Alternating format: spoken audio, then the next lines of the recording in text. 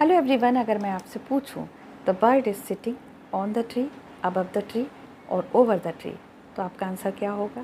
तो चलिए आज की इस वीडियो में मैं आपको बताऊंगी preposition of places on, above and over, तीनों में अंतर क्या है। बहुत सारे लोग इन तीनों को लेकर कंफ्यूज रहते हैं क्योंकि तीनों ही कहीं ना कहीं किसी चीज़ को ऊपर होने की दशा में दर्शाती हैं। तो हम जब बर्ड की बात करेंगे द बर्ड इज़ सिटिंग, तो आप बोलेंगे ऑन द ट्री।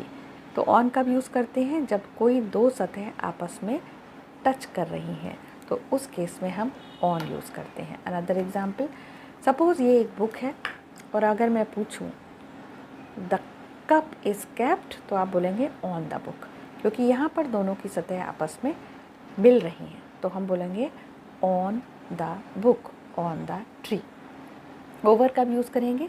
जब कोई चीज़ किसी के ऊपर तो है लेकिन मूवमेंट एक जगह से दूसरी जगह कवर करते हुए होता है, तो ओवर यूज़ करते हैं। For example, the bird is flying over the tree, यानी कि बर्ड ने ट्री को टच नहीं किया लेकिन उसने ट्री को ऊपर से क्रॉस किया, तो उस कंडीशन में आप ओवर का यूज़ करेंगे। Another example, the aeroplane is flying over the bridge, यानी कोई चीज़ ऊपर से कवरेज तो दे रही है लेकिन उसको टच नहीं कर रही, तो उस केस में आप ओवर यूज़ करेंगे। ठीक है। अब अबव कब यूज़ करेंगे? अबव हम हायर पोजीशन के लिए यूज़ करते हैं, ओवर को भी हायर पोजीशन के लिए यूज़ करते हैं। ओवर में मूवमेंट है लेकिन अबव में मूवमेंट नहीं है, तो it can be higher position, rank या लेवल, यानी उच्च पोजीशन, रैंक या लेवल, तीनों में ही अबव यूज़ कर सकते हैं। For example, this wall hanging is above the sofa.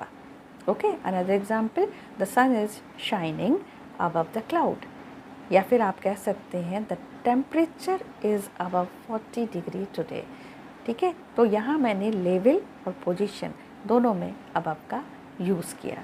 तो I think you have understood what is the difference between on, above and over.